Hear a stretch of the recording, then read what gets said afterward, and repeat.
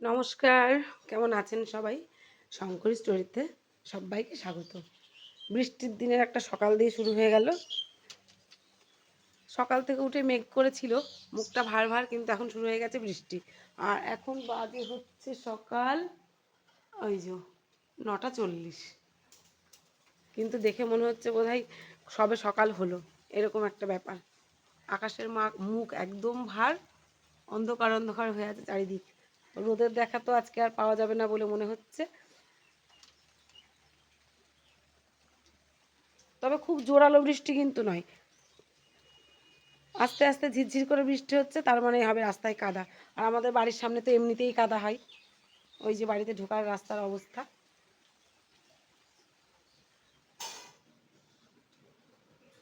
ও বাড়িতে সকালে ছিলাম, রাতে ওখানে ছিলাম, সকালবেলায় ওখানে ঘুম থেকে উঠেছি। আর ওখান থেকে এই একটু আগে এলাম, এসে এই যে ব্যাগটা রেখে এখানে, কালকে এখানে জামা কাপড়গুলো রেখে দিয়েছি ধোবো বলে। কালকেও ওরকম বৃষ্টি হচ্ছিলো বলে ধোয়া হয়নি, তো আজকেও মনে হচ্ছে ধুতে পারবো না। ও বাড়ি থেকে আবার কয়েকটা জিনিসপত্র নিয়ে এসেছিলাম, যেগুলোকে এখানে এসে ধোবো। তো যা মেঘের পরিস্থিতি, ধোয়ার আজকে আর কোনো রকম সম্ভাবনাই নেই।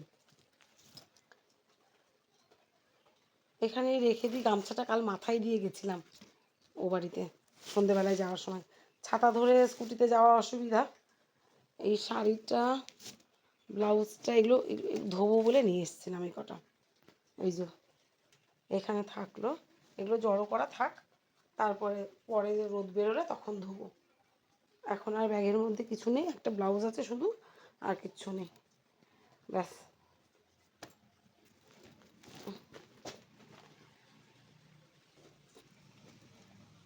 ব্যাগটাকেও রেখে দিলাম এখানে। আর শাড়িটাকে একটু ভাঁজ করব।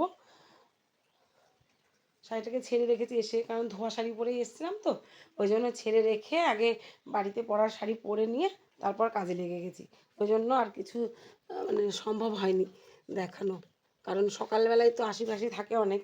এবার এখানে এসে তো সেগুলো করে নিয়ে তারপরে তো রান্নাবান্না শুরু করতে হবে, সেই জন্য আর অত সম্ভব হয় না দেখানো। এখন ঘরটা মুছবো। এমনিতে তো কোনো অসুবিধা নেই, চারদিকে গোছানো পরিষ্কারই আছে, কিন্তু ঘর তো সকালবেলা হলে একটু না মুছলে ভালো লাগে না, তাই ঘরটাকে একটু মুছবো। তার আগে বসিয়ে দিয়েছি রান্না। চলুন দেখাই কি রান্না করছি। রুটি তো ও বাড়িতে মাসি করে দিয়েছিল। আর এই যে এখানে হচ্ছে চাল কুমড়ো, চাল কুমড়ো ঘন্ট, একটু মুগ ডাল ছিটিয়ে চাল কুমড়ো ঘন্ট বসিয়েছি।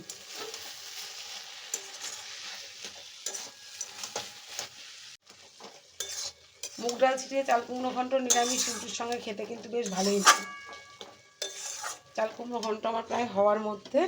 আর এখানে ভাতের জলটা বসিয়েছি, কারণ আজকে এক জায়গায় যাওয়ার আছে আমার, ওই জন্য তাড়াতাড়ি রান্না বসিয়ে দিয়েছি। আর চালও এখানে ভেজানো আছে।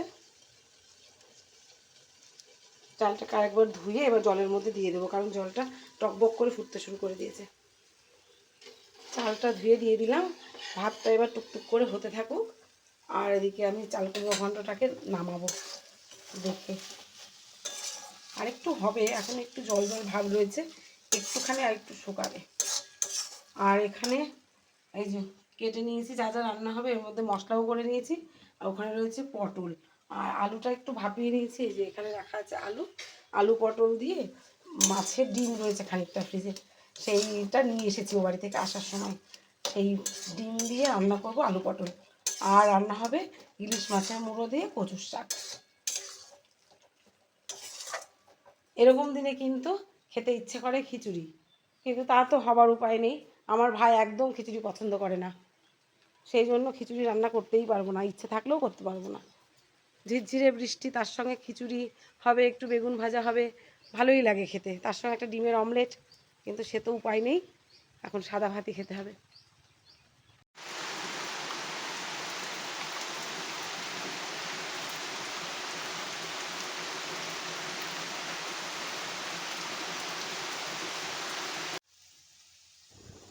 এদিকে ইলিশ মাছের মুড়ো দিয়ে কচুর শাকটা হচ্ছে, আর ওদিকে ওই যে আলু পটলের যে তরকারিটা করব, তার জন্য পটল ভেজে নিয়েছি, আলু ভাজা হয়ে গেছে। এবারে এই আলু পটলের তরকারিটা এখানে বসিয়ে দেব। মাছের ডিম দিয়ে আলু পটলের তরকারিটা কিন্তু দারুণ লাগে খেতে।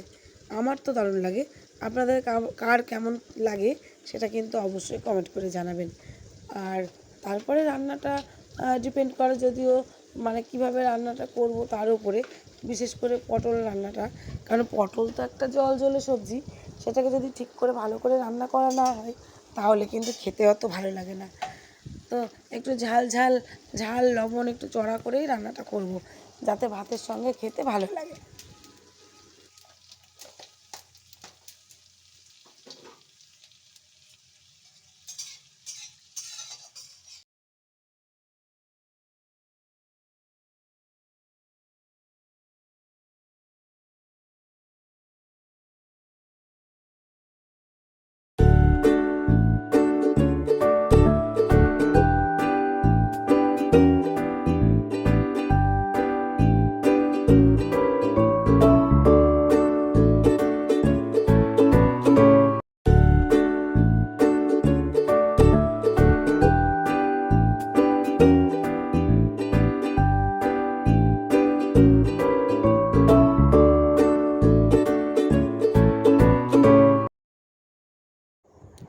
ব্যাস, কচুর শাক রান্নাটা আমার একদম কমপ্লিট হয়ে গেছে। নুন মিষ্টি সব চেক করে নিয়েছি, একদম ঠিকঠাক আছে। এবারে কচুর শাকটাকে তবুও আস্তে করে আরেকটুখানি সময় বসিয়ে রাখবো। গ্যাসের জোরটা একদমই কমিয়ে দিয়েছি। আর ওদিকে মশলাও প্রায় কষানো হয়ে গেছে। এবারে আলু পটলটাকে ভালো করে কষিয়ে নেব মশলার সঙ্গে। আর কচুর শাকটাকে নামিয়ে এখানে এর মধ্যে এই কড়াইতে ওই মাছের ডিমটাকে ভালো করে ভেজে নেব।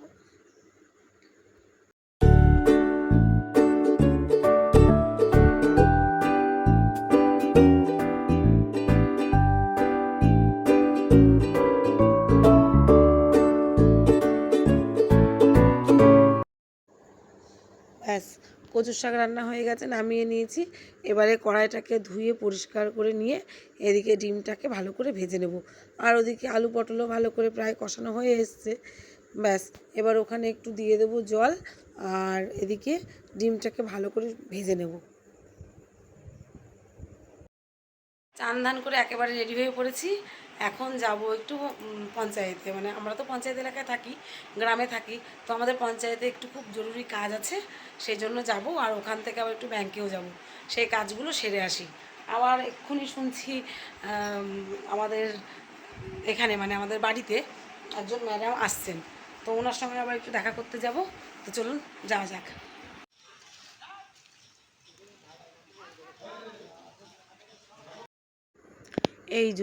এই অফিসাররা এসছেন, অফিসার বলতে স্বাস্থ্যকেন্দ্র থেকে এসছেন, আমাদের বিষ্ণুপুর হসপিটাল থেকে।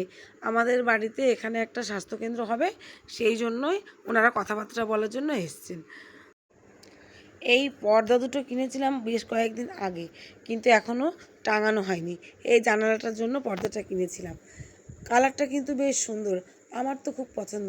আপনাদের কেমন লাগছে সেটা কিন্তু অবশ্যই কমেন্ট সেকশানে জানাবেন। তো আজকে সন্ধ্যেবেলাটায় ভাবলাম এই ঘরটাকে যখন পরিষ্কার পরিচ্ছন্ন করেই ফেলেছি, সাজিয়ে গুছিয়েও নিয়েছি, তাহলে পর্দাটা লাগাই, দেখা যাক কেমন লাগে দেখতে। পর্দা টর্দা লাগালে নতুন জিনিস দেখতে তো অবশ্যই ভালো লাগবে, তাই না? অনেক দিন টাঙানোও হয়নি, আর এটা নতুন, এটা আজকে একদমই প্রথম টাঙানো হচ্ছে। তো দেখুন তো আপনাদের কেমন লাগে টাঙালে। তাহলে কেমন লাগলো আমার আজকের ব্লগটি অবশ্যই কিন্তু কমেন্ট সেকশানে জানাবেন। আর যদি ভালো লেগে থাকে তাহলে রোজকারের মতো বলবো একটা লাইক করে দেবেন। আপনারা একটা লাইক করলে আমাদের ভিডিও বানাতে অনেকটা উৎসাহ বাড়ে। তো যাই হোক, পর্দাটাকে এবারে একটু টাঙিয়ে নেব, টাঙিয়ে নিয়ে আপনাদেরকে দেখাবো কেমন লাগছে দেখতে।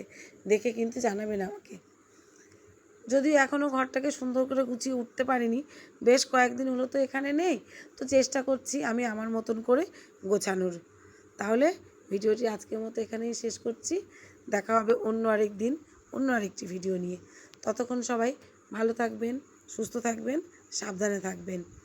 আর যদি আমার চ্যানেলে নতুন বন্ধু হয়ে থাকেন তাহলে আমার চ্যানেলটিকে সাবস্ক্রাইব করে নিয়ে আমার পাশে থাকবেন।